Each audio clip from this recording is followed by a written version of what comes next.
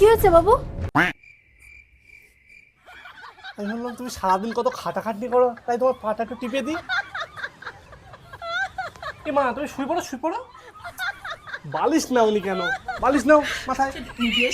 Show show.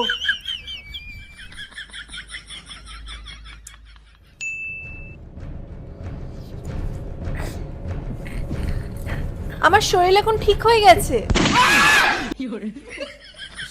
শরীর ঠিক হয়ে গেছে? হ্যাঁ। আর স্বামীর তো একটা কর্তব্য, বলো। তাও পা হাত পা টিপে দিই, দাও। তুমি এখনো বালিশ নাওনি? উফ, বালিশ নাও, বালিশ নাও। শো।